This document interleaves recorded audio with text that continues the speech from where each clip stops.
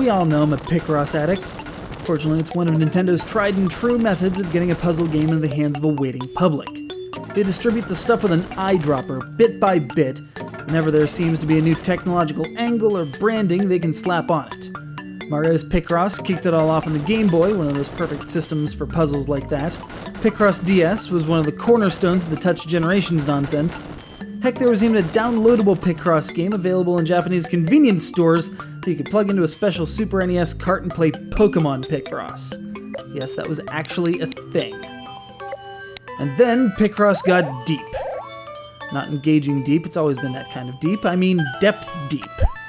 Maybe that's not the best phrasing. I mean three-dimensional deep. There we go.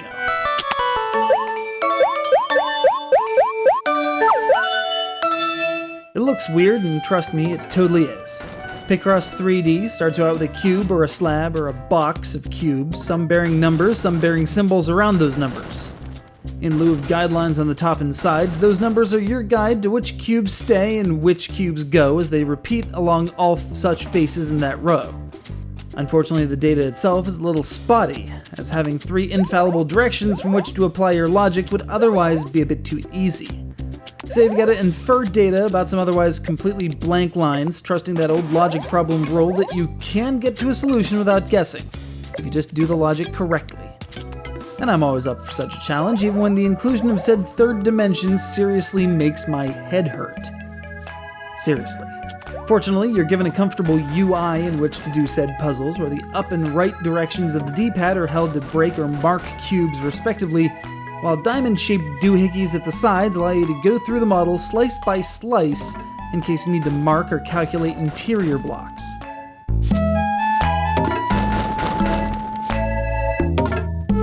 There are a lot of angles from which to look at this thing, and you'll be spinning this thing around like a top on the higher levels, trying to find that last elusive cube that's keeping you from just figuring out the entire rest of the figure.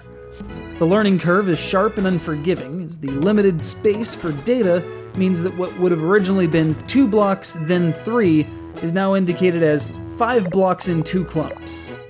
Significantly less data to work with, to be sure, especially when there's not much left to cross-reference it against.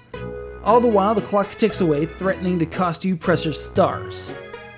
But persevere and solve the puzzle, and you're presented with some creepy block-centric animation. Yeah, this kind of looks like Cubivores gone mad. And don't get me started on that Picasso-looking mascot character up there who gets visibly frustrated when you take too much time. I bet that jerk spares puppies in his spare time. Finish enough puzzles and you can unlock new levels with no missed challenges and new and interesting figures to figure out before watching them come to life and be... The sushi is bouncing. I don't know what to make of this. The sushi is bouncing. No amount of easy listening music can make that right. Hopefully you'll be too absorbed in the Picrossy goodness to notice. Hopefully.